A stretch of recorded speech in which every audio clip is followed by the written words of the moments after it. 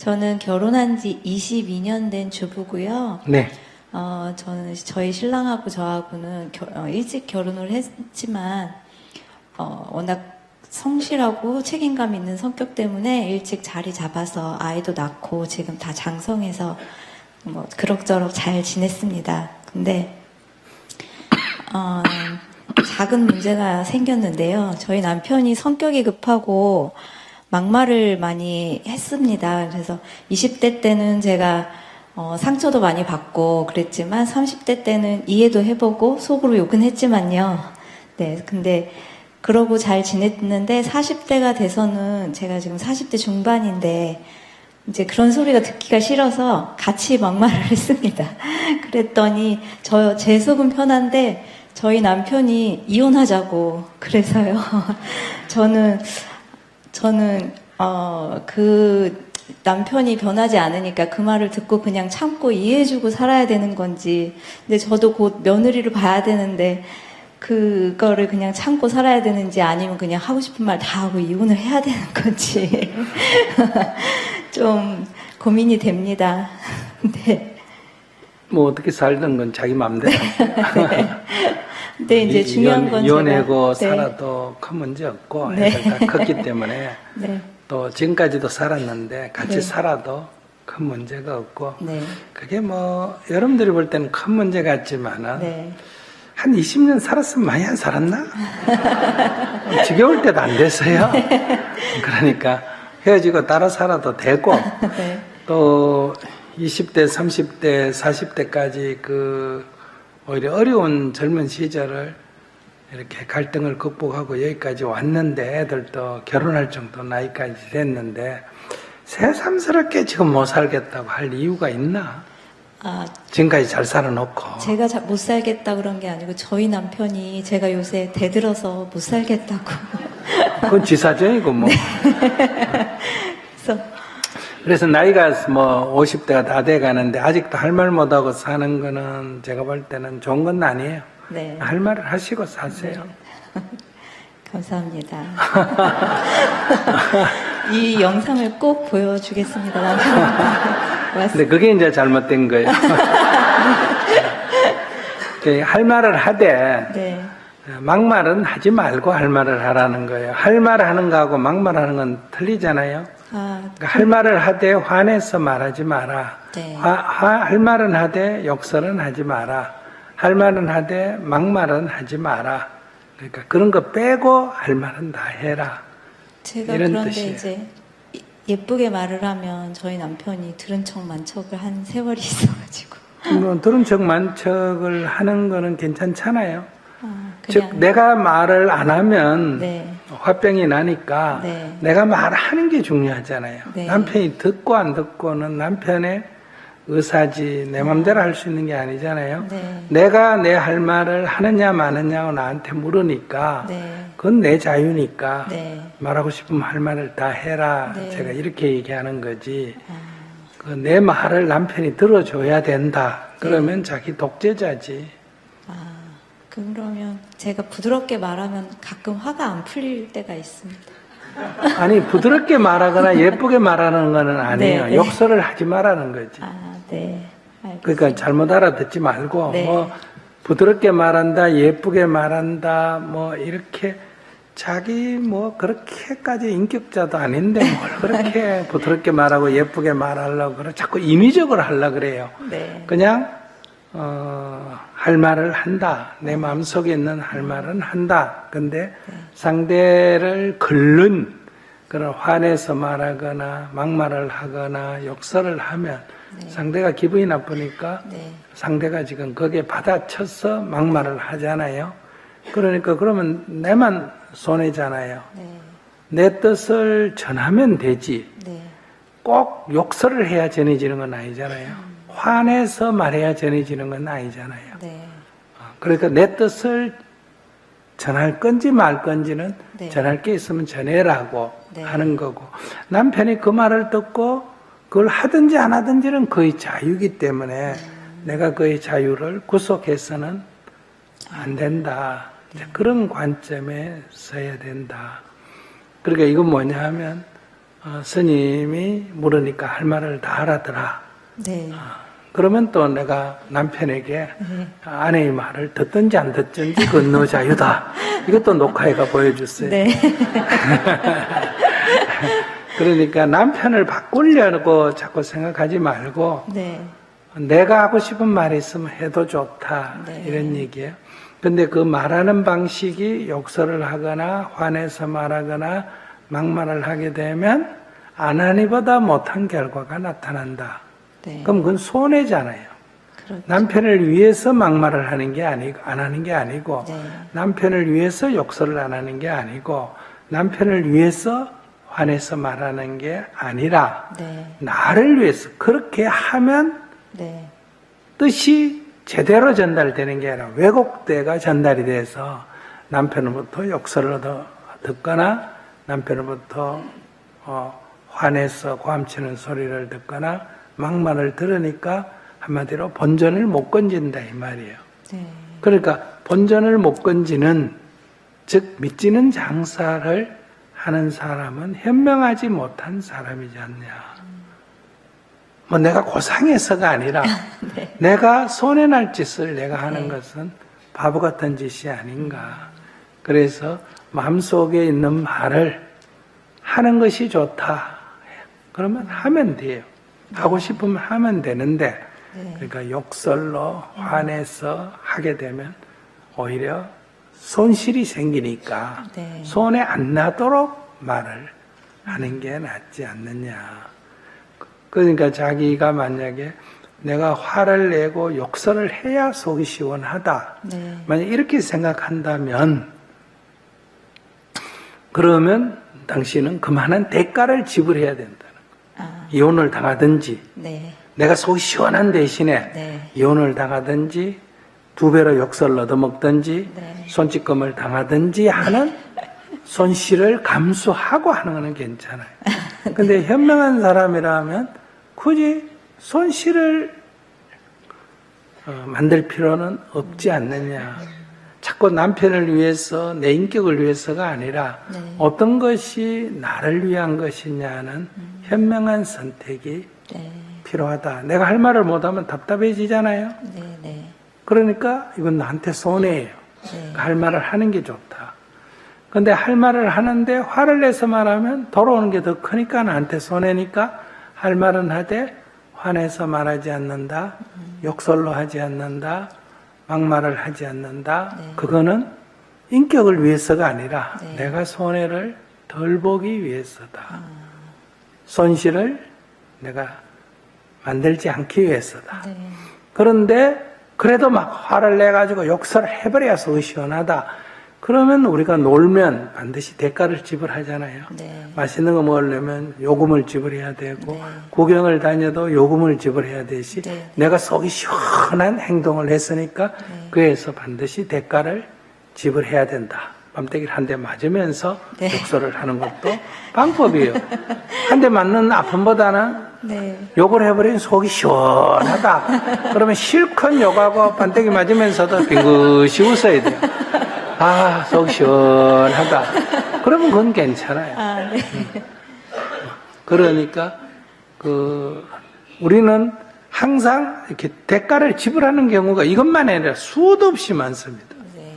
우리가 뭔가 내가 즐겁거나 나의 이익을 위할 때는 반드시 대가를 지불하거든요. 그러니까 답답한 속을 터뜨리기 위해서는 욕설을 하고 나머지 대가를 지불한다.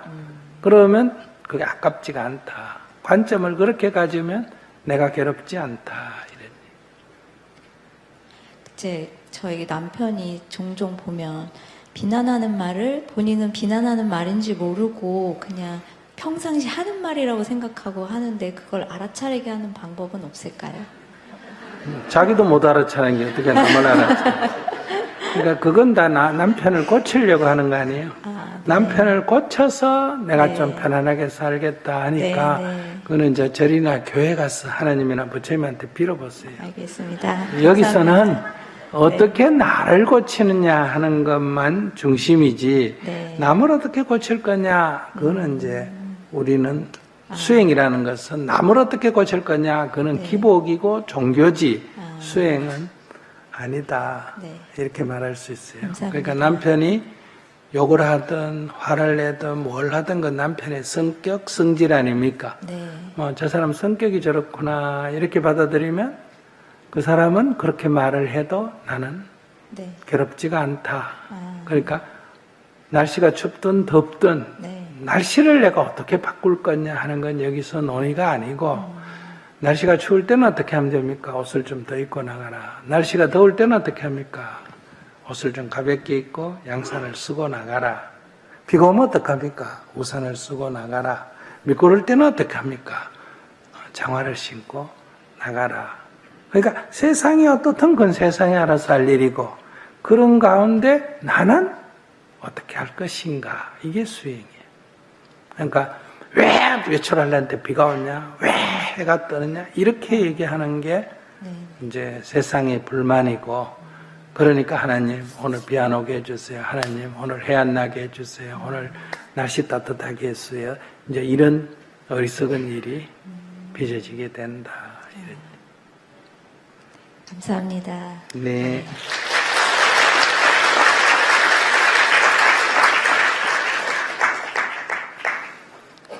인생의 주인이 누구냐? 내가 하나님께 이렇게 해주세요, 저렇게 해주세요 하면 주인이 나요, 하나님이에요. 하나님은 주인이에요. 내가 부처님께 이거 해주세요, 저거 해주세요 할 때는 내 인생의 주인이 부처님이에요. 내가 남편에게 당신 이게 문제야, 당신 저게 문제야 이러면 내 인생의 주인은 남편이에요. 남편의 말, 행동에 따라서 내가 웃었다가 울었다가 웃었다가 울었다가 이렇게 하기 때문에 그가 주인이다 이 얘기예요. 근데 내가 주인인 삶, 상대가 아니고 그것이 하나님도 아니고 부처님도 아니고 남편도 아니고 임금도 아니고 내가 주인인 삶은 세상이 이러면 그게 맞게 저러면 죄 맞게 남편이 술을 먹으면 그런 남편 술 먹는 남편이 술 안 먹으면 좋겠습니다 이러면 남편이 주인이 되는 거예요. 남편이 안 먹으면 좋아하고 남편이 먹으면 기분 나빠하고 이러니까 그러니까 술 먹는 남편을 나는 어떻게 할 것이냐. 그래도 술은 먹지만은 돈은 잘 번다. 술은 먹지만은 사람이 마음은 괜찮다. 그러면 술 먹는 걸 감수하고 이 남자하고 사는 게 낫겠다. 아무리 돈을 많이 벌어도 아무리 사람이 정신 맑을 때 잘해둬도 술 먹고 개구신할 땐 진짜 인간하고 못 살겠다. 그러면 아무리 좋은 점이 있어도 안녕히 계십시오 하고 그만두는 거. 누가 결정한다? 내가 결정한다. 그게 인생의 주인이란 뜻이에요. 내 원하는 대로 세상이 다 된다. 이게 인생의 주인이 아니에요. 모든 결정을 다 내가 하는 거예요. 내가 길을 가다가 어떤 사람이 총을 대놓고 야, 너 타고 있는 오토바이 그거 내놔. 그러면 그 내가 결정하는 거예요. 강도가 결정하는 거 아니에요. 오토바이를 내가 너무너무 아끼지만은 목숨하고 비교했을 때 어느 게 더 중요할까? 두 개에서 선택해야 된다면 나는 목숨을 선택하고 오토바이를 내주겠다. 그래야 내가 주인이 된다. 그놈한테 내 오토바이를 뺏겼다. 이렇게 억울하고 분해하는 게 아니다. 이런 얘기. 그런데 목숨이 중요하지만은 나는 오토바이를 너무나 좋아하기 때문에 목숨을 버리는 한이 있다고 오토바이를 지켜야 되겠다. 그럼 한판 싸우고 총 맞는 거예요. 이런 경우가 없을까? 있어요. 여러분들 애국자들은 다 자기 목숨을 버리고 나라를 지키려고 합니까? 안 합니까? 해요. 자기 목숨을 버리고 아내를 지키고 자식을 지키는 경우가 허다합니다. 너 원하는 대로 죽을 테니까 우리 아이들은 손대지 마라. 우리 가족은 손대지 마라. 이런 경우 허다하지 않습니까? 목숨도 내놓을 때가 있어요.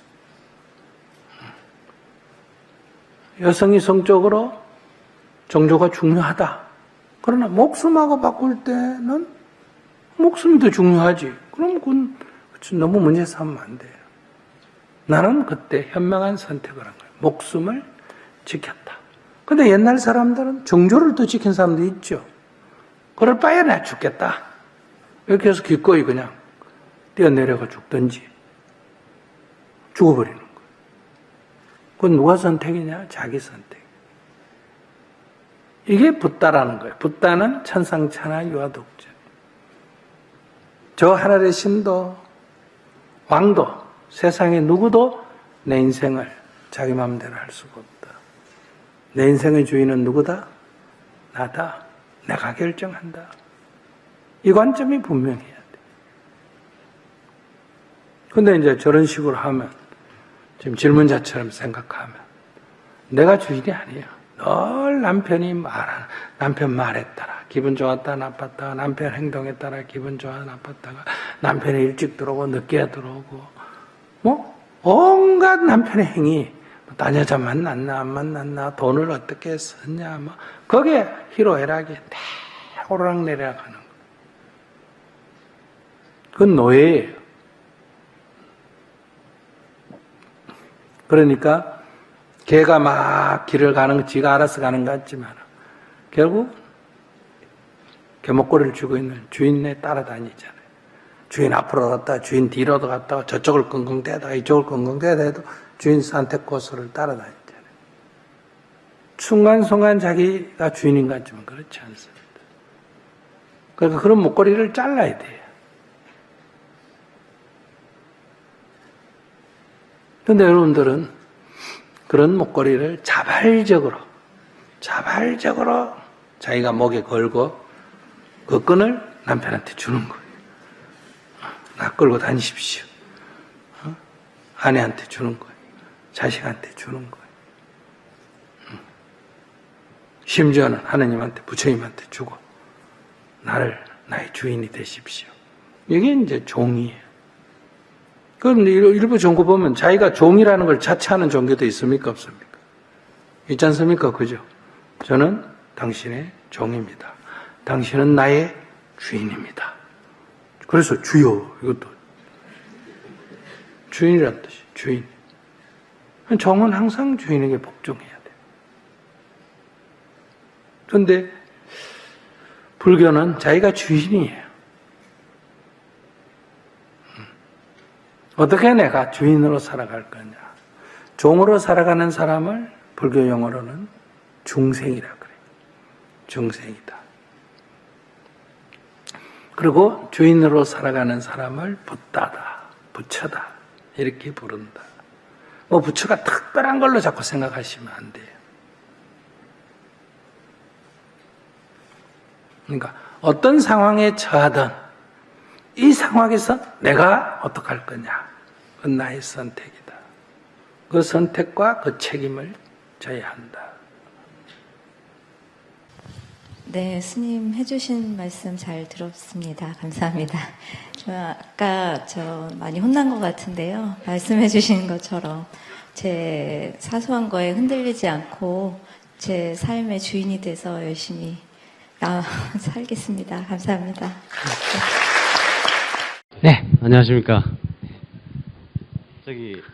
질문하겠습니다. 네. 아내와 이혼하고 괴로워할 때 스님 말씀을 듣고 스님을 접하게 됐는데 제가 상대방의 가치관, 습관을 이해하지 못하고 열등감을 감추기 위해서 저의 말이 맞다라고 주장하는 점을 알게 됐습니다.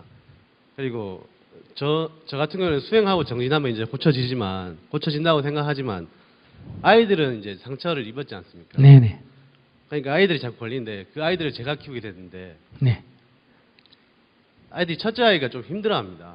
그래서 근데 제가 저도 힘들어하면 안 되겠다 생각해서 열심히 하고 있는데 네.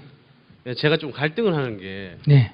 첫째 아이가 이제 게임을 하거나 그럴 때 제가 말려야 되는지 그냥 놔둬야 되는지 첫째 아이가 요즘 굉장히 폭력적으로 변했는데 초등학교 3학년인데 초등학교 3학년인데 첫째 아이가 이제 폭력적인 행동을 할 때 제가 좀 다그쳐야 되는지 아니면 타일러야 되는지 이 점에서 좀 헷갈리고 있습니다. 제가 폭력적으로 맨날 남을 때린다는 거요? 상대방을 때리진 않는데 이제 아빠만 이제 아빠 삼촌 주변 사람들만 이제 때리고 때린다는 거예요? 차고 이렇게 이런 행동을 좀 보입니다. 그러면 아까 얘기했잖아. 예. 사람이 같이 살아가는 이 세상에서 나 혼자 사는 게 아니라 같이 살아가잖아. 그죠? 같이 살아가는 세상에서 첫째, 남을 때리거나 죽이는 거는 안 돼요. 해치는 거, 남을 해쳐서는 안 된다. 두 번째가 남의 물건을 뺏거나 훔쳐서는 안 된다. 세 번째가 성추행이나 성폭행은 안 된다. 네 번째가 거짓말하거나 욕설해서는 안 된다. 다섯 번째가 술을 먹고 취해서는 안 된다. 취하게 되면 어떤 문제가 생기냐. 앞에 4개 계율을 다 어기게 돼요. 취하면. 그러니까 마약을 해가 취하거나 술을 먹고 취하거나 그 외 뭐든지 이렇게 취하는 정신적 육체적 마비 증상이 일어나는 거는 해서는 안 된다. 이런 얘기인데 요 네 번째 거는 조금 덜하고 앞에 4개가 다섯 번째는 그러고 앞에 4개가 가장 중요한 거예요. 요 4가지를 벗어나지 않으면 인간이 하는 거를 너무 간섭하는 건 좋지가 않다. 그러나 요 4가지는 어떠냐? 철저하게 바로잡아줘야 됩니다. 어릴 때부터. 무슨 말인지 아시겠어요? 예. 그러니까 4살짜리 애가 이웃집에 하고 놀면서 남의 애를 인형을 탁 뺐었어. 그러니까 그 집에 애가 울은단 말이에요. 그러니까 또 도로 뺏어가 쟤 줄라니까 얘도 또 울어. 그럼 막 아이고 그래 니 좀 참아라 놔둬라 갖고 싶어서 그런 거보다 이렇게 하면 안 돼요. 아무리 어려도 딱 안 돼! 걔 거야 하고 줘야 돼요. 어릴 때부터 이렇게 교육을 시켜야 돼. 그래서 말 안 듣면 종아리 딱 때려가 교육을 시켜야 돼요. 그러니까 어떤 경우에도 상대를 때리거나 밀치거나 하면 그건 딱 벌을 줘야 돼요. 때리는 건 안 된다. 어릴 때부터. 두 번째, 뺏거나 훔치는 건 안 된다. 성추행, 성폭행은 안 된다. 속이는 건 안 된다. 이거를 안 했기 때문에 지금 학교에서 일어나는 학교 폭력의 핵심 뭐예요? 때리고, 뺏고, 성추행하고, 속이고 이 4가지 아닙니까? 이거는 학교 문제가 아니에요. 집에서 요즘 애를 하나 키우면서 사람이 되도록 안 키웠다는 거예요. 그럼 공부를 안 한다. 이건 앞에 4가지에 속합니까? 안 속합니까? 이건 야단치면 안 돼요. 수업 시간에 존다. 이건 4가지에 속해요? 안 속해요? 안 속해요. 이거 야단치면 안 돼요. 성적이 떨어졌다. 4가지에 속합니까? 안 속합니까? 안 속해요. 이건 지 성적 떨어져가 다른 애 성적 올려줬어요. 이건 칭찬해야 될 일이에요. 이건 야단쳐서는 안 되는 거예요. 그런데 바로 이렇게 야단치지 말아야 될 거는 야단을 치고 야단을 쳐야 될 거는 야단을 안 쳐서 소위 말하면 가치관에 혼란이 생긴 거예요. 그래서 지금 이 사회가 걷잡을 수가 없고 아까 저 교도관 선생님이 얘기한 대로 이게 나쁜 짓을 해놓고도 나쁜 줄을 모르는 거예요. 이거는 부모의 잘못이에요. 자식 귀한 줄만 알았지 진짜 자식의 장래를 염려를 안 한 거예요. 그래서 남에게 피해주고 자기 자신에게 인생을 망치는 일이 벌어지는 거예요. 공부를 못한다 해가지고 범죄인이 되는 건 아니에요. 그러니 공부를 안 하는 거는 자기가 자기 손해보는 거 아니에요. 그죠? 이건 나쁜 짓이 아니고 이건 뭐다? 어리석은 거예요. 어리석다는 말 이해되세요? 그러니까 어리석은 거는 깨우쳐야지 야단치는 게 아니란 말이에요. 야단을 친다는 건 나쁠 때 야단을 쳐가 고쳐야 되는 거예요. 어리석은 건 깨우쳐줘야 되는 거예요. 그러니 그것의 피해가 어떠냐를 두고 이제 봐야 돼요. 그러니까 애를 다스릴 때 거기에 준해야 돼요. 근데 이걸 딱 바로잡아 주는 게 그 아이를 위해서고 우리 모두를 위해서예요. 그러니까 수업 시간에 애가 졸면 선생님이 가서 아이고 졸리나 하고 담요 덮어줘야 돼요. 이게 그 아이 이 인간관계에서의 바람직한 그 애가 아무 남한테 피해를 안 줬기 때문에 근데 교회를 때리거나 이러면 안 된다는 거예요. 그런데 선생님이 그 아이를 위해서 깨우쳐줘야 돼요. 졸리지, 네. 그럼 졸린다고 자버리면 공부 못하지, 네. 그럼 니한테 손해 아니니, 네. 그러니 다시 정신을 차려서 공부를 해라. 이렇게 말해줘야 되는 거예요. 근데 수업 시간에 떠든다. 이건 성격이 좀 다르죠. 떠들면 떠들 자유가 있어요. 그런데 다른 애들 수업 방해가 되지 않습니까? 그죠? 남의 손에 끼치는 거예요. 그래 이거는 떠들지 말라고 얘기해야 되는 거예요. 그래도 떠들면 밖에 나가라 이렇게 말해야 돼요. 왜냐하면 자기의 자유가 있지만은 남의 자유를 침해할 자유는 없기 때문에. 근데 지금 학교에서는 이게 지금 선생도 그렇고 부형도 그렇고 가치관이 바로 안 잡혀 있다 이 말이에요. 그래서 지금 이 가치관에 혼란이 오는 거예요. 그래서 어릴 때부터 지 하고 싶은 대로 하도록. 형제를 5명쯤 놓으면 이래 안 됩니다.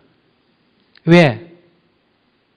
형이 봤을 때 조만한 동생이 버릇없이 굴면 형이 용납합니까? 안 합니까? 안 해요. 그 자리에서 두들겨 패버려요. 그러니까 질서가 딱 잡혀요. 근데 하나를 딱 키우니까 어른은 아이를 봐준다는 거예요. 눈에 넣어도 안 찰 정도로 귀여우니까. 그래서 버릇이 없는 거예요. 강아지처럼. 애완용 동물처럼 키워가. 그래서 얘들은 지 하고 싶은 대로 했을 때 뭐든지 용납이 되니까 이렇게 학교 같은 데 와서도 지 성질대로 하고 지 하고 싶은 성추행도 하고 이런 게 한마디로 말하면 막가파가 되는 거예요. 이게 아이가 무슨 나쁜 걸 뭐 해가 그런 게 아니라 습관이 그래 들어서 그래요. 애도 피해자예요. 부영 엄마 잘못 만나가. 그러니까 아이라는 것은 따라 배우게 하는 거거든요. 그러니까 엄마 아빠가 싸우면 애가 보는 게 싸우는 거 아니에요. 그죠? 아빠가 때리고 엄마가 악쓰고 하면 아이는 자기는 저게 싫다 하지만 크면 자기도 악쓰고 때리고 이렇게 하는 거예요. 왜? 그게 뇌리에 무의식 세계에 깔려 있기 때문에. 애가 악을 쓰면 자기하고 부인하고 싸울 때 부인이 자기한테 악 썼을 거예요. 그러면 애가 그게 뇌리에 무의식 세계에 깔려 있기 때문에 자기도 모르게 성질대 안 되면 악을 쓰는 거예요. 그러면 자기가 부부관계가 안 좋음으로 해서 아이에게 끼친 영향에 대해서 자기가 책임을 져야 되는 거예요. 그 과보를 받아야 되는 거예요.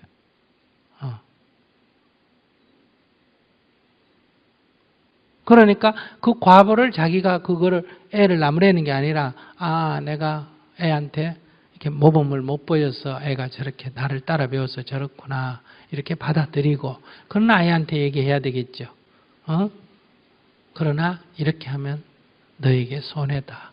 그러니 너가 이렇게 습관이 들었다 하더니 이건 개선돼야 된다. 이렇게 이거는 깨우쳐야죠. 바꿔줘야죠. 근데 아까 4가지 해결에서는 안 고치면 매를 때려서라도 바로 잡아야죠. 그 아이를 위해서요. 근데 내가 화가 나가지고 때리면 폭력입니다. 아시겠어요? 때리고 싶지 않지만은 이 아이의 장래를 위해서는 이건 고쳐줘야 되겠다. 이런 거예요. 애가 컴퓨터 게임하는 게 보기 싫어가지고 성질내가 때리면 안 돼요. 그러나 이 아이가 컴퓨터 게임만 계속하고 있으면 제 아이에게 손해니까 정말 아이를 위해서 어때요? 애야 하고 싶은 건 이해가 된다. 그러나 이렇게 하면 지금은 좋지만 나중에 네 인생에 손실이 되니까 이걸 좀 개선해야 되겠다. 이렇게 아무리 얘기해도 안 되면 그러면 조용히 아이를 데리고 방학 때 저 몽골이나 인도나 이런 데 가버려야죠. 그 접할 수 없는 데를 가버려야 되는 거예요. 그러면 이제 명예현상이 있겠죠. 며칠 막 울고불고 난리 피우겠죠. 그러나 이런 거는 안 하면 어때요? 끊어지거든요. 그렇게 한 달 좀 안 하도록 해서 데리고 와서 그다음부터 딱 엄격하게 관리하면 견뎌냅니다. 아시겠습니까? 그런데 지금 막 중독이 돼 있는데 그걸 억지로 하면 막 숨어서 하고 저항하고 이런 일이 생기죠. 누구 다 그래요. 그러니까 아이를 정말 사랑한다면 아이에게 어떤 게 도움이 될까를 생각해야지 내 성질에 안 맞다고 하는 거는 그건 옳지 않습니다. 야단을 치더라도 성질 내서 치면 안 돼요. 그건 내 화풀이지 아이를 위한 교육이 아니다 이 얘기예요. 그것만 지키면 야단 쳐도 돼요. 근데 자기가 성질이 나면 자기를 먼저 보고 야단치기 전에 자기 진정을 먼저 해야 됩니다. 그리고 성질내가 하면 교육 효과가 없어요. 내 화풀이는 되지만. 그러니 정진을 하셔야 돼. 이게 말이 쉽지. 꼬라지 보면 성질이 먼저 나잖아. 그죠? 그래서 매일 아침에 기도하면서 부처님 저희 어리석음으로 인해서 제가 과보를 받습니다. 이 과보를 기꺼이 받겠습니다. 이렇게 매일 108배 절하면서 참여를 하셔야 돼요. 그런 힘이 있어야 그걸 봐내는 힘이 생긴다. 이 말이에요. 예, 감사합니다. 네. 네, 안녕하세요, 스님. 네. 저는 3년 전 감당하기 힘든 일들을 겪으며 아내와 협의혼을 하였습니다. 이후 스님 말씀을 들으며 마음 공부를 하여 지금은 마음이 많이 편해졌습니다. 그러나 자녀 문제에 대해서 질문드리고 싶습니다. 아내가 이혼 전 저에게 못마땅한 것을 아이들에게 너무 심한 말로 윽박지르면서 표현합니다. 저는 그때도 그렇고 지금도 아내의 목소리만 들으면 숨이 저려옵니다. 급기야 아내가 막내 아들에게 소리 지르며 나가라고 하여 제가 데려와 며칠간 같이 생활하였고 아들은 며칠 뒤 다시 아내의 있는 집으로 가는 일이 몇 번씩 반복되었습니다. 대부분의 시간은 아내와 아이가 잘 지내는 것을 확인하는데 가끔씩 저에게 전화해 아빠 집에 가면 안 되냐고 해서 마음이 항상 불편합니다. 이런 상황을 어떻게 바라봐야 할까요? 조금 있으면 제 아이도 지금은 현재 5학년이고 좀 있으면 이제 사춘기가 다가올 건데 많이 걱정이 됩니다.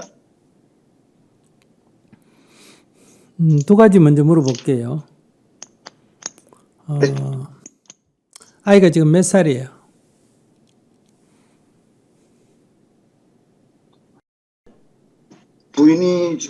부인 말씀하시는 겁니까? 아이가 몇 살이냐고.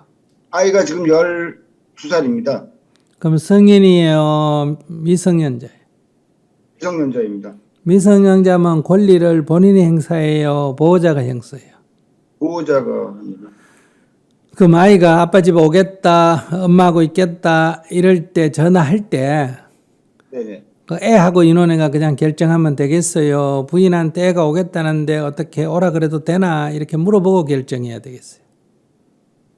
요즘은 그렇게 얘기를 하고, 예, 부인이 그렇게 하라고 합니다. 예. 네. 그럼 괜찮아요. 근데 근데 조금 있으면 사춘기라서. 예. 뭐 사춘기든 뭐든 그건 자기가 애를 키우지 않으면 신경을 안 쓰는 게 좋아요. 그럼 두 번째, 부모를 위해서 아이가 있어요? 아이를 위해서 부모가 있어요? 아이를 위해서. 아이를 위해서 부모가 있다면 아이에게 도움이 필요하다 하면 내가 아무리 어렵더라도 도와줘야 되고 도움이 필요 없다면 내가 아무리 보고 싶어도 관여를 안 해야 될 거 아니에요. 네네. 내 보고 싶다고 애를 데려오고 가고 하는 거는 그 나를 위해서 애가 있는 거 아니에요. 사실 저가 보고 싶어서 그런 것보다 애가 힘들어하는 것 같아서 제가 이렇게 데리고 오게 됐습니다. 그럼 애가 힘들어하는 게 이 대한민국 애들이 자기 아들만 힘들어해요? 대한민국에 있는 모든 애들이 다 힘들어해요? 모든 아이들이 다 힘듭니다. 아빠가 있는 집에 애들은 힘 안 들어해요? 힘듭니다. 예. 그러니까 그건 자기가 생각을 잘못하는 거예요. 원래 아이들은 크면서 힘들어하면서 크잖아요. 우리 다 자랄 때 힘들어하면서 안 자랐어요? 자기는 아무 힘 하나도 안 들고 자랐어요? 아닙니다. 그래. 그러니까 마치 아이가 힘들어하는 거를 자기 마음속에 자꾸 그 전 부인 탓으로 지금 돌리는 그런 게 있단 말이에요. 그건 잘못된 거예요. 그리고 아이를 부인이 키우고 있다면 키우는 사람이 힘들겠어요? 구경하는 사람이 힘들겠어요? 키우는 사람이 힘듭니다. 그럼 아이가 자기 집에 와가 있으면 자기하고 아이하고 사이에 앞으로 갈등이 없겠어요? 자기하고 같이 살아도 갈등이 생길 때가 있겠어요? 생길 때가 있을 것 같습니다. 그럼 애는 힘들면 엄마한테 전화해가 아빠가 뭐 어쨌다, 아빠가 뭐 어쨌다, 아빠가 뭐 어쨌다 이런 얘기 할까 안 할까? 하죠. 그럼 부인은 어때요? 애 아빠가 애 괴롭힌다고 생각 안 할까?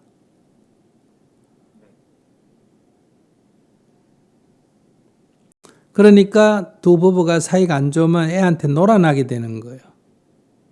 아이는 부모의 보호를 받아야 되는데 애가 지가 생각해가 유리하면 엄마 쪽 갔다가 좀 엄마한테 좀 야단 맞으면 아빠한테 갔다가 아빠한테 있다가 또 싫으면 또 엄마한테 갔다가 그럼 애가 이게 어릴 때부터 지 맘대로 놀잖아요. 예, 저도 그렇게 느끼고 있습니다. 그렇기 때문에 애 교육상 안 좋다 이거예요. 그래서 반드시 내가 키우든지 아내가 키우든지 아내가 키우겠다면 간섭을 안 해야 돼요. 애가 아무리 엄마에 대해서 뭐라고 해도 그러면 안 된다. 들어는 줘야 돼요. 충분히 들어준 뒤에 그래 어렵다는 거 이해는 한다. 그래도 지금 엄마가 너를 보살피고 있지 않니? 엄마를 이해해라. 이렇게 말해야지. 너 엄마 성질이 원래 그렇다.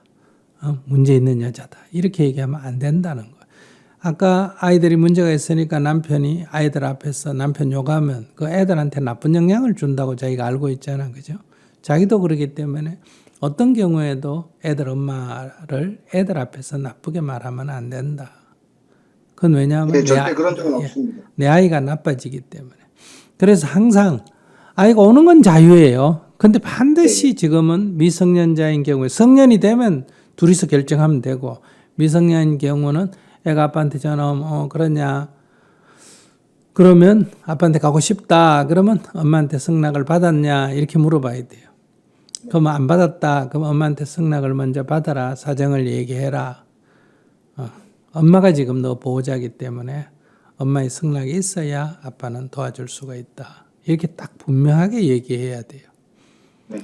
그래서 가능하면 자기가 엄마 아내한테 전화해가지고 뭐 자꾸 이러쿵저러쿵 하는 것보다 아이가 엄마한테 얘기해가 승낙을 얻으면 아내가 자기한테 전화해가 아이가 가고 싶어 하니까 당신 며칠 아이를 돌봐주세요. 이렇게 관계를 개선하는 게 더 좋아요. 그래야 내가 부탁받고 해주는 격이 되잖아요. 근데 애가 자기한테 전화 오고 자기가 가슴이 조여가 자기가 아내한테 전화해가 애가 오고 싶다는데 당신 좀 보내줘. 이러면 자기가 내 을이 된다는 거예요. 이혼하고도 늘 을로 살아야 된다 이 말이에요. 뭐 자기가 뭐 못났다고 을로 살아요. 을로. 이제 좀 갑으로 살지. 그러니까 애가 딱 전화 오면 들어주고 아이고 그래 아빠 널 사랑하지만은 엄마가 너를 보살피는 보호자다. 그러니까 결정은 네가 엄마한테 얘기해서 엄마야 승낙을 받아라. 그래서 엄마가 나한테 전화해가 부탁을 하면 내가 해줄게. 이렇게 자꾸 해야 돼요. 그리고 아내하고 통화할 때는 언제든지 당신이 허락을 하면 당신이 나한테 부탁을 하면 나는 언제든지 들어주겠다. 당신 싫다면 나는 언제든지 당신 뜻을 따르겠다. 애 뜻을 따르겠다가 아니라. 왜냐하면 당신이 누구보다 아이들을 사랑하니까 당신 뜻대로 나는 돕는 이 보조 역할을 하겠다. 입장을 이렇게 딱 밝혀줘야 돼요. 그래야 아내가 자기 자식을 자기 책임하에 키우게 된다.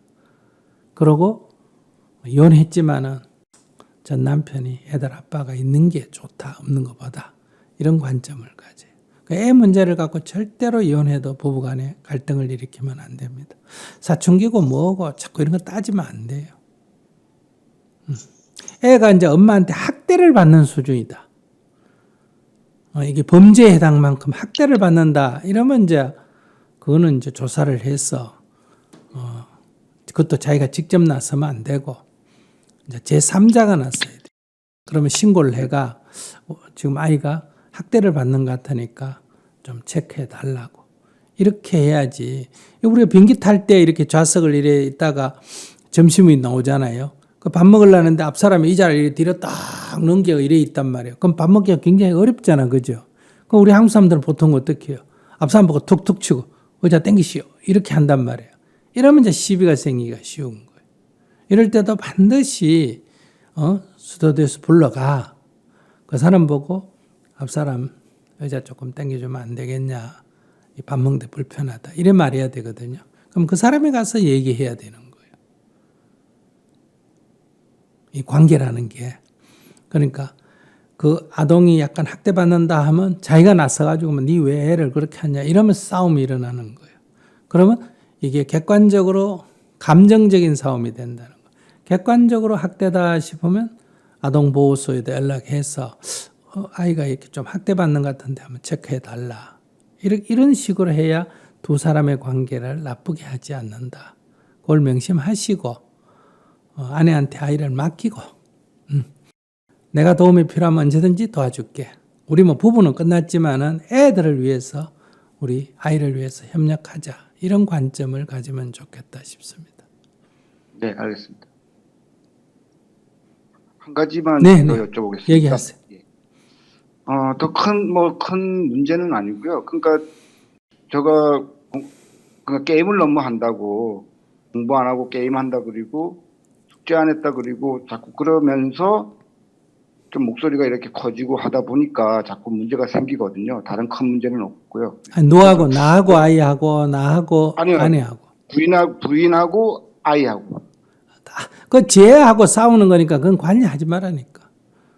예. 근데 사춘기 되다 보면 너무 좀 저도 좀 사고도 많이 치고 해가지고 그게 너무 걱정이 되거든요. 그래가지고 그게 부인도 걱정이 되고 자식도 걱정이 되고 거기에 또 저희도 애가 자식이 3명입니다. 큰애는 이제 대학교 갔지만 또 다른 우리 둘째가 또 조금 있으니까 서로 다 문제가 될 것 같아가지고요. 그래서 이게 그게 많이 걱정이 됩니다. 그래 걱정을 할 수준이 되면 이혼 안 하고 처음부터 부인하고 잘 맞추지 왜 지금 와가지고 이렇게 쓸데없는 지금 딱 끊어야 돼.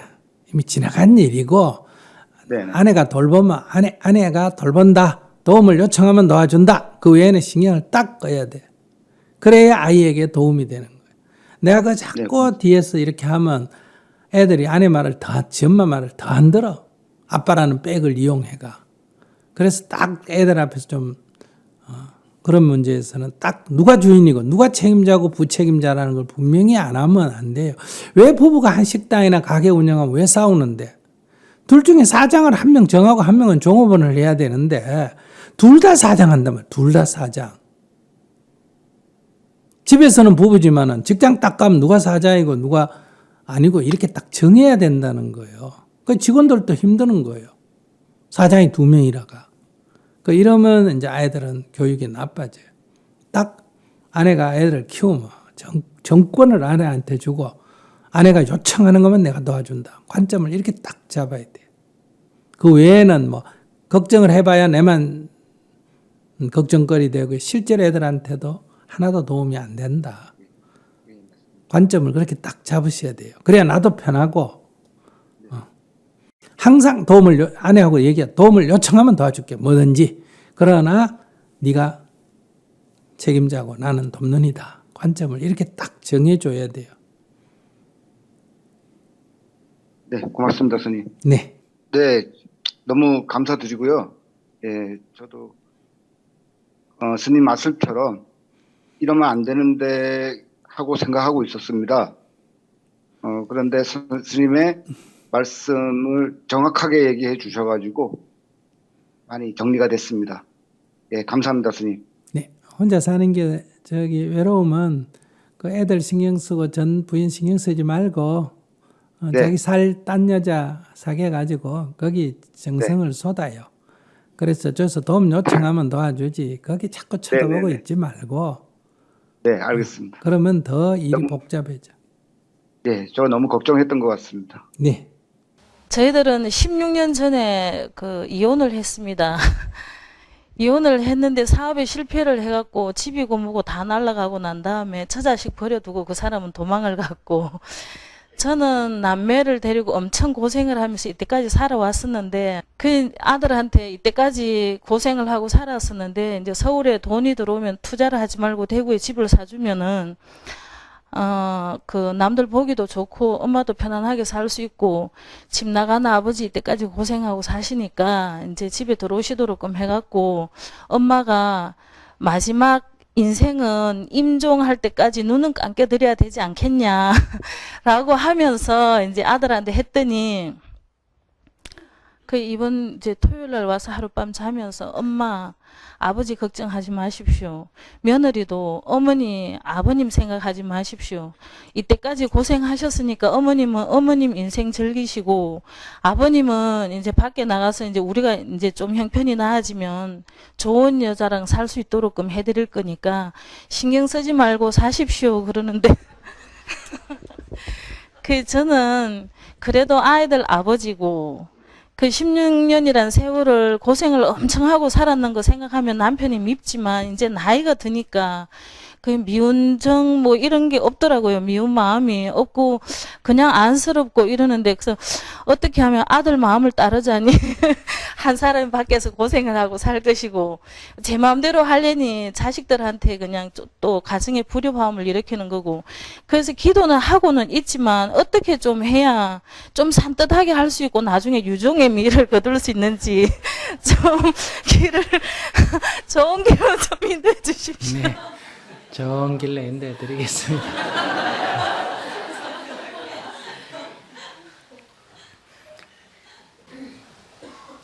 아들에게 지금 이래라 저래라라고 하지 말고 그 다음에 집 나간 남편 집으로 데려올 생각도 하지 마세요. 집 나간 남편 집으로 데려오면 1년도 못 살아가지고 또 헤어져야 돼. 그게 더 가슴 아파.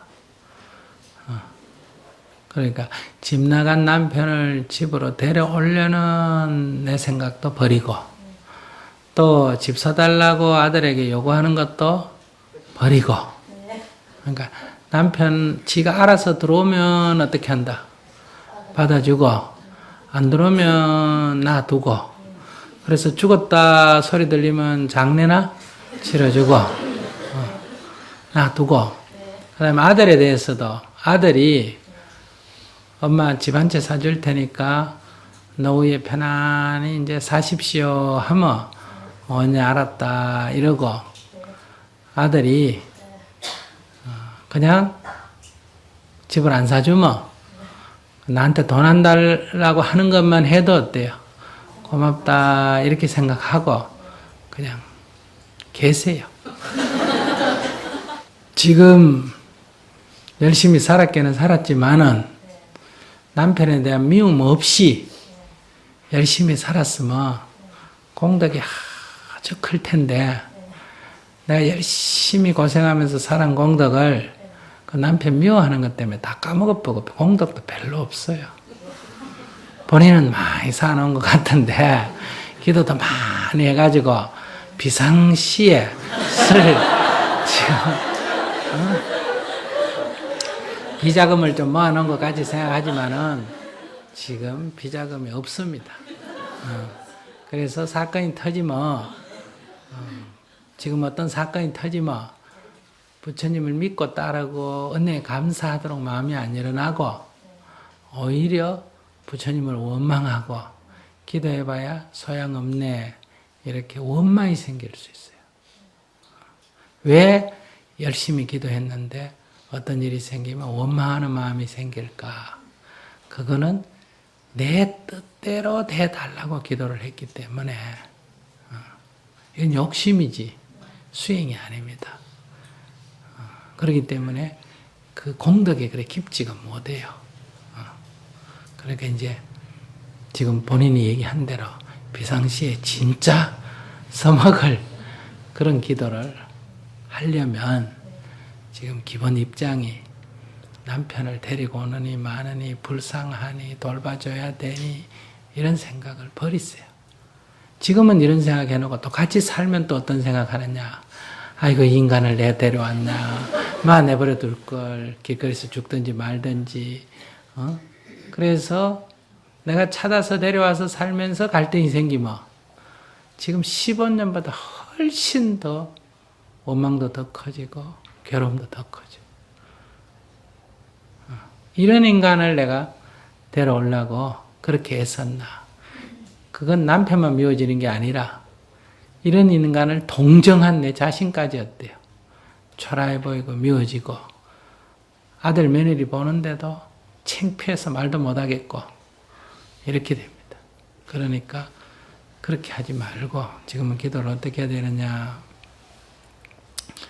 남편에게 참회 기도하십시오. 남편이 부도 낼 때 나 괴롭히려고 부도 냈어요. 사업하다 보니 부도가 났어요. 잘하려고 하다 부도가 났죠.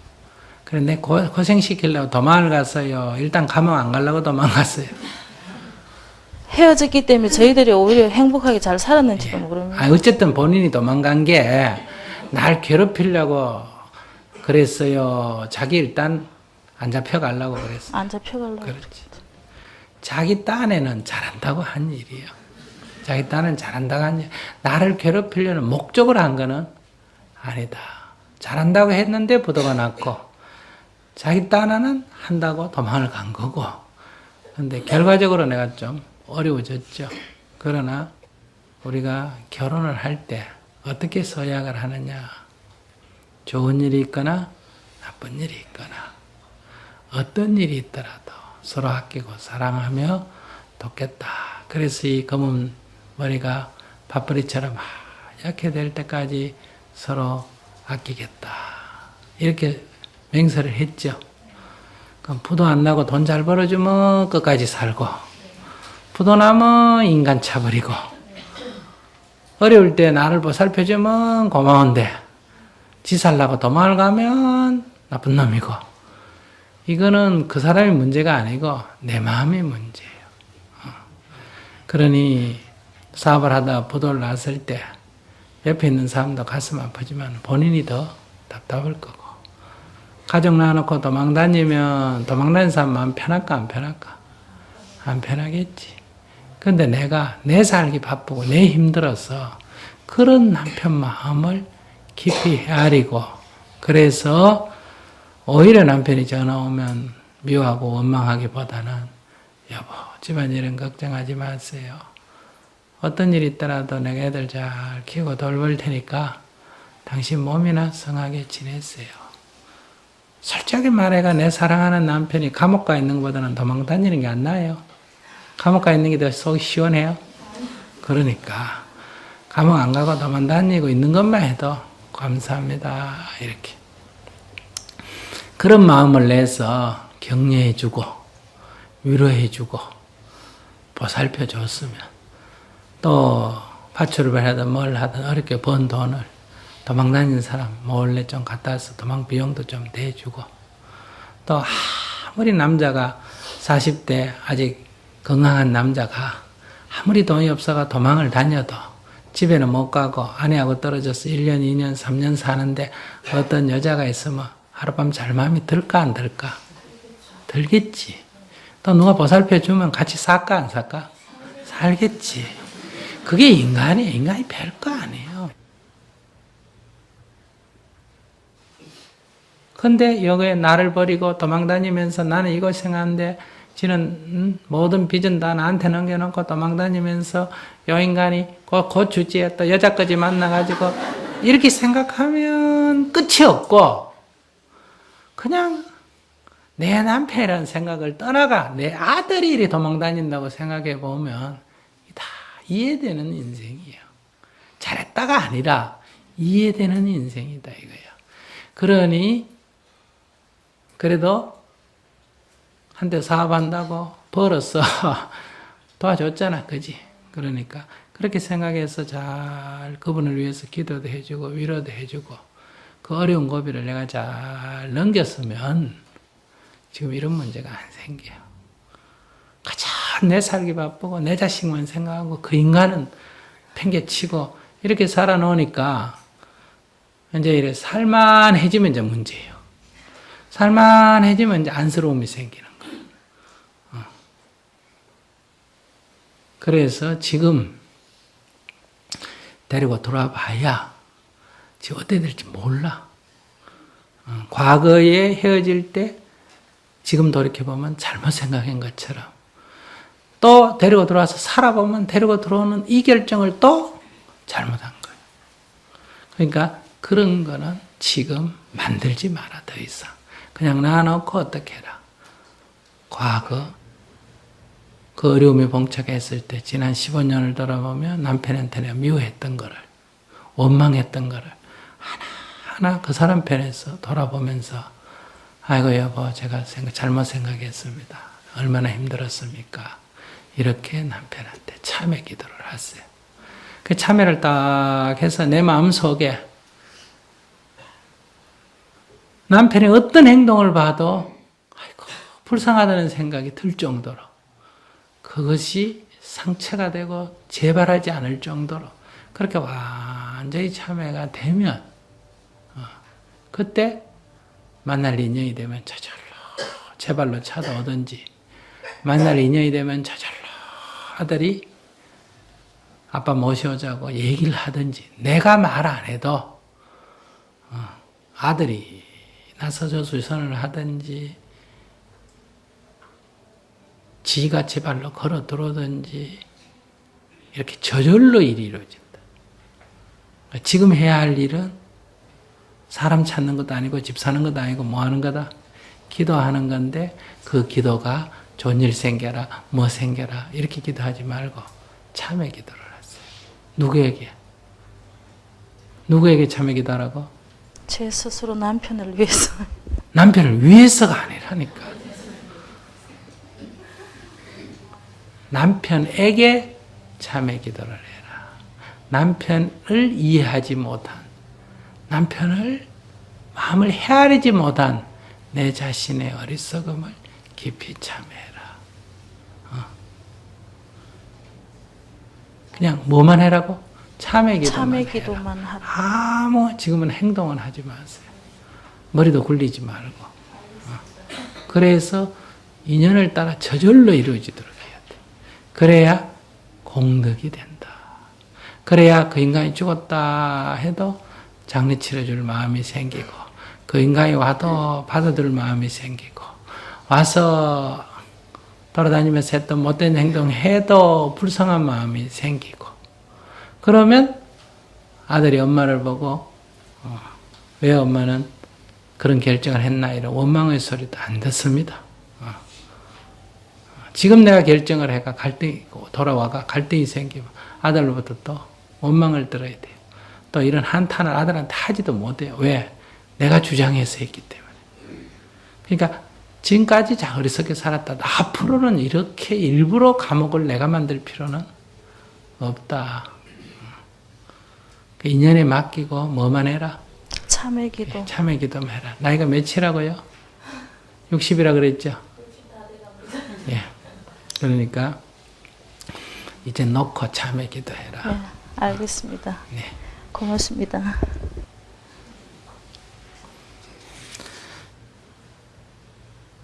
그러니까 화를 자꾸 자초합니다. 우리는. 그러니까 화를 자초하지 말고 있는 거를 없애야지 자꾸 없는 거를 만들지 말까. 저는 아내와 재판 이혼을 한 지 2년 정도 되었습니다. 자녀는 8살 된 여자아이가 한 명 있습니다. 아이 엄마가 친권과 양육권을 갖고 아이를 양육하고 저는 한 달에 한 번 1박 2일로 자녀 면접교 수업 판결을 받았는데 아이 엄마는 2년째 면접교 수업을 이행하지 않고 있습니다. 이유는 코로나로 안전상 어렵고 아이가 원치 않는다고 합니다. 아이와 영상통화라도 잠깐 할 수 있도록 부탁을 해도 묵묵부답입니다. 법원 부모교육에서는 부모가 이혼을 하더라도 비양육자는 반드시 면접교 수업을 통해서 자녀와 시간을 보내고 자녀는 부모 두 사람 모두에게 사랑을 받아야 건강하게 클 수 있다고 합니다. 법원에 면접교 수업 이행 명령을 신청하면 아이를 볼 수 있는 방법이 있지만 증문즉설에서 스님께서 아이 엄마 마음이 편해야 아이도 건강하게 클 수 있다고 들어서 아이가 면접교 수업을 원할 때까지 지금 기다리고 있는 상황입니다. 이대로 기다리고 있는 게 맞는지 질문 드립니다. 첫째는 아이가 정말 뭐 어떤 이유로든 엄마의 영향이든 어떤 이유로든 아빠를 만나기를 원치 않는다면 아이가 원치 않는데 내가 만나겠다는 거는 나를 위해서 아이가 필요하다는 거거든요. 아이가 내 장난감도 아니잖아요. 그러니까 아이에게 무슨 도움이 된다면 내가 아무리 어려워도 도움을 주지만은 아이에게 도움이 필요 없다는데 내가 야, 나 필요하지 않느냐, 이거는 부모로서는 올바른 자세, 보호자로서는 올바른 자세가 아니다, 이렇게 생각합니다. 그렇기 때문에 아이가 정말 원치 않는다면 저는 기다리는 게 좋다. 그건 뭐 권리가 있느니 없느니 이렇게 따지는 것은 옳지 않습니다. 정치라는 것은 사람들의 마음을 가지고 하는 거 아니에요. 근데 우리나라는 정치는 없고 뭐만 있습니까? 법률만 있습니다. 이게 법에 저촉이 됐나 안 됐나, 이걸 갖고 정치를 하니까 지금 이렇게 정치가 어렵지 않습니까? 그게 법에 저촉이 됐든 안 됐든 사람들이 그거를 싫어하면 정치인은 그 사람들의 마음을 받아서 조정해야 된다. 그러면 정치를 뭘 해요? 정치를 왜 해요? 그냥 법률가만 있으면 되지. 이게 잘못된 생각이고, 이 여러분들이 자꾸 법률가를 정치인으로 뽑는 것도 이 정치의 소위 이 법률로 하는 거를 자꾸 변호사 출신 이런 사람을 많이 뽑고 검사 출신, 판사 출신 이런 걸 많이 뽑는 것도 이게 그런 사람이 조금 있는 건 좋은데, 이게 지나친 것도 한국 정치의 많은 문제를 옳으니 그르니로 문제를 푼다 이거야. 인간관계라는 게 꼭 옳으니 그르니 따져가지고만 풀리는 일이 아니다. 나한테 권리가 있느니 없느니 이것만 갖고는 자녀 교육이 되는 건 아니에요. 그래서 그 관점이 첫째. 근데 자기가 지금 여기서 정말 이게 엄마가 그런지 애가 그런지를 자기가 지금 판단할 수가 없지 않습니까? 그러니까 요건 내가 한번 확인을 해봐야 되겠다. 애를 사이에 두고 서로 데려가려고 하는 건 올바르지 않습니다. 애를 만난다 하더라도 만약에 엄마한테 대한 불평을 하고 나한테 대해서 호의를 갖는다 하더라도 그러니까 양육권을 내가 가져와야 되겠다, 이렇게 생각하면 안 된다. 그래도 그렇게 생각하면 안 된다. 너희 엄마가 너를 얼마나 사랑하는지 모른다. 이것은 나하고 너희 엄마하고 어른들의 문제, 부부의 문제지 너희 문제는 아니다. 우리는 너를 사랑하지 않기 때문에 헤어진 게 아니라 우리 관계가 나빠가지고 어쩔 수 없이 헤어져서 너를 힘들게 해서 미안하다. 그러니까 너는 엄마의 사랑을 가지고 살아라. 아빠도 멀리 떨어져 있지만은 너를 언제든지 격려하고 도와주겠다. 이렇게 얘기해야지 엄마가 나쁘다는 거를 너희 엄마가 원래 그래 이런 식으로 하면 애한테 나쁘다 이런 얘기예요. 그래서 그거를 내가 한번 확인해 보고 싶다. 그냥 아니라니까 오케이 좋다 하고 포기하든지, 그건 내가 확인하고 이거를 관둬야 되겠다. 이렇게 생각을 한다면 자기가 법원에다가 이게 자기 권리에 들어가거든요. 권리에 들어가니까 친권 행세를 그러니까 하세요. 그 면접권을 행세해가 만나가지고 한번 확인을 해보면 된다. 이렇게 볼 수 있고, 그렇게 했는데도 만나는 거를 허용을 안 한다. 그러면 자기가 이제 자기도 또 자기한테 권한이 있잖아, 그죠? 양육권을 자기도 지불을 안 하면 되는 거예요. 그러면 이제 그쪽에서 또 양육권 지불하라고 또 재판을 할 거 아니에요, 그죠? 그러면 이제 그 자리에서 이 면접권을 허용 안 하기 때문에 나도 양육권을 지원을 안 했다. 이거는 왜냐하면 법으로 주어진 권리에 해당하거든요. 그러니까 아이의 문제는 권리를 포기해서라도 해야 되고, 부부의 문제는 권리를 서로 주장해서 이혼을 했기 때문에 권리를 서로 법원 판결에 의해서 이혼을 했지 않습니까? 그러니까 그 주어진 권리를 자기는 정당하게 행사할 수가 있다. 면접권을 행사할 수 있고, 그 다음에 그걸 안 지키면 자기는 양육권을 자기도 이행을 안 하면 되는 거예요. 이렇게 해서 타협을 해서 문제를 푸는데, 만나는 게 허용이 돼도 만나보니까 나를 만나는 게 애한테 큰 부담이 된다. 어쩔 수 없이 양육권 양육 지원 그거 받기 위해서 엄마가 억지로 보내가 만난다든지 이런 게 딱 확인이 되면 자기가 과감하게 그 권리를 행사를 안 해야 됩니다. 이거는 부모로서 자식일 뿐만 아니라 보호자인 어른은 아이가 어떤 것이 올바르게 자라나고 심리적 안정을 가져오느냐에 초점을 맞춰야지 내 아이 너 아이 뭐 내 권리 네 권리 이런 걸 논하는 것은 어른이나 보호자로서의 자세는 아니다. 이런 관점에서 이 문제를 바라보면 좋겠다 싶습니다. 네, 감사합니다. 스님 말씀 잘 들었고요. 사실 아이 엄마랑 이렇게 연락을 하면서 문자로 아이한테 사랑한다고 이렇게 매번 못 보더라도 그렇게 이야기를 해주고 있고, 또 아빠가 너가 원하면 언제든지 만날 수 있으니까 이야기해달라고 이렇게 이야기는 했었는데요. 사실 아까 스님이 말씀하신 것처럼 엄마가 아이가 보고 싶어 하는데도 그거를 막는 게 아닌지가 조금 염려됐던 부분에 질문을 드렸는데요.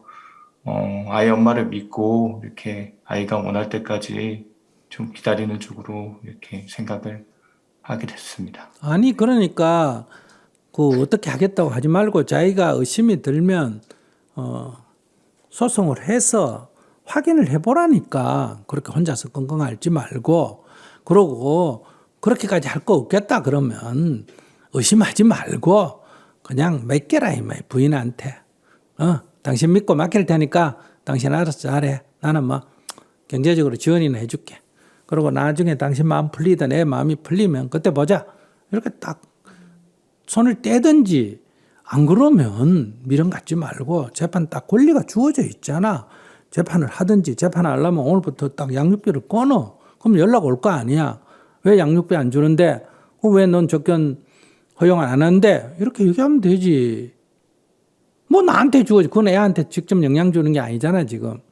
나한테 주어진 권리를 갖고 행사하는데, 그 다 시민이면 권리를 가져라고 그렇게 법으로 주어져 있는데 그걸 행사하면 된다 이 말이에요. 고민할 일은 아니다. 권리를 행사할 건지 안 할 건지는 내가 결정을 해서 하면 된다. 그러니까 고민하지 마라. 이 부처님의 가르침은 애를 어떻게 하느냐, 양육을 어떻게 하느냐, 이혼을 할 거냐 말 거냐를 가르치는 게 아니라 이런 문제는 고민거리가 아니다. 이게 부처님의 가르침의 핵심이지. 부처님이 뭐 우리 인생에 이혼은 이렇게 해라, 결혼은 이렇게 해라, 뭐 애는 이렇게 키워라, 이게 어디 있겠어요. 제 얘기의 전체 요점은 애가 있든지 애가 없든지 결혼을 했든지 결혼을 안 했든지 이혼을 하든지 잔소리를 하든지 그건 세상 살면서 늘 일어나는 일인데, 그런 속에서 그런 것이 괴로울 일은 아니다는 요지를 깨우치는 것, 이게 부처님 법이에요. 뭐 불교는 기독교보다 좋다 이런 게 불교가 아니에요. 인생은 괴로움 없이 살 수가 있다. 이 말이 너도 부처다. 너도 부처같이 살 수 있다 이 말이거든요.